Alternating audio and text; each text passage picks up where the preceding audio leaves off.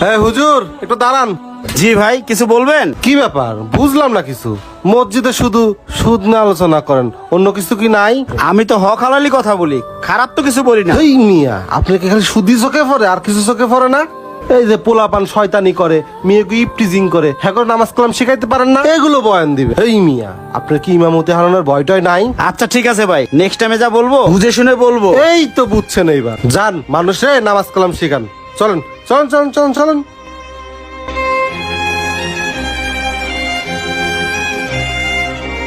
High হুজুর, এদিকে আসেন। আসসালামু আলাইকুম। ওয়ালাইকুম আসসালাম। কি হুজুর, মসজিদের মাইকে শুধু শুনি সুদের আলাপ আলোচনা, আপনার হাদিসে কি আর কোনো মাসালা নাই? আমরা তো হাদিস কালাম থেকেই মাসালা দেই, আমরা এর বাইরে তো কিছু বলি না। হইছে হইছে, জ্ঞান দিয়েন না। টুকটাক হাদিস আমরাও জানি, মসজিদের মাইকে জানি সুদের আলাপ আলোচনা না শুনি।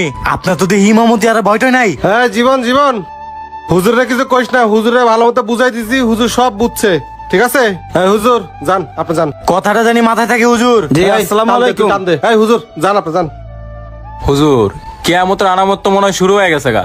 আজকাল মসজিদে হক কথাই বলা যায় না। হ্যাঁ তুমি ঠিকই কইছো, আসো। এই কিরে? আসসালামু আলাইকুম ভাই। ওয়ালাইকুম আসসালাম। কিরে, 2 মাস ধরে সুদের টাকা দাস না, কাই নাকি? দোকানদারি করার ইচ্ছা আছে?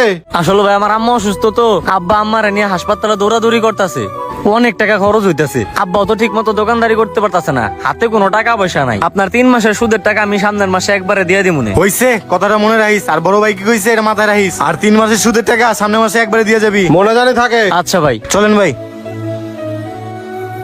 হ্যাঁ জীবন শোন, জব্বার 50,000 টাকা নিচে রিক্সা কেনার জন্য, টাকা কিন্তু এখনো দেয় না। কি কও, এখনো দেয় নাই? তুই এক কাজ কর, পোলাপান নিয়ে যা, ওর রিক্সা নিয়ে আসবি, ঠিক আছে? আচ্ছা যা। ঠিক আছে। ওই আই তো, জব্বারে আজকে খবর আছে। সারাদিনে একটা যাত্রী পাইলাম না। হাই জব্বার, আই দাঁড়া দাঁড়া। কিরে, 2 মাসের সুদের টাকা দাস না? কিরে, কাহিনী কি তোর? ভাই আমার বউয়ের বাচ্চা হয়েছে তো, এর লাগে ভাই টাকাটা দিতে পারি নাই। তোর বউয়ের বাচ্চা হয়েছে না হয়েছে এটা তো আমার দেওয়ার টাইম নাই। তুই 50,000 টাকা নিছিস, 1 মাসের সুদের টাকা দাস নাই। নাম ভাই তোর আজকে রিক্সা নিয়ে যাবো। সর সর লেন থেকে, সর। ভাই ভাই ভাই, আমার রিক্সাটা নিয়ে না ভাই, ভাই এটা আমার শেষ সম্বল ভাই। শালার আমার রিক্সাটা নিয়ে গেল গা। এই ফারাবি, কই যাও? ভাই কলেজে যাইতেছি। কলেজে যাইতাছো হাইটা হাইটা? আজকে তোমার বাপ যদি আমার কথা শুনতো, তোমার গোয়ার নিচে একটা R15 থাকতো। দেখো না, আমার ভাইরে একটা দামি গাড়ি কিনে দিছি, ও দামি গাড়ি নিয়ে কলেজে যা। ভাই আমার ওই R15 এর দরকার নাই, আর আপনি আমার বাবার যে কথা বলছেন সে অসৎ পথের টাকাও আমাদের দরকার নাই। বাপও যে এরকম, পোলা ওই রকম। তোরা জীবনে গাড়িতে চলাফেরা করতে পারবি না, বুঝছ নাই? যা, শালা ছোট ছোট পোলা বানো জ্ঞান দেয়। আজান দিচ্ছে, নামাজ পড়তে যেতে হবে, চলো। হ্যাঁ হুজুর চলেন। হায় আল্লাহ, কি হইলো আমার ভাইয়ের? তাড়াতাড়ি ডাক্তার কাছে নিয়ে যাই।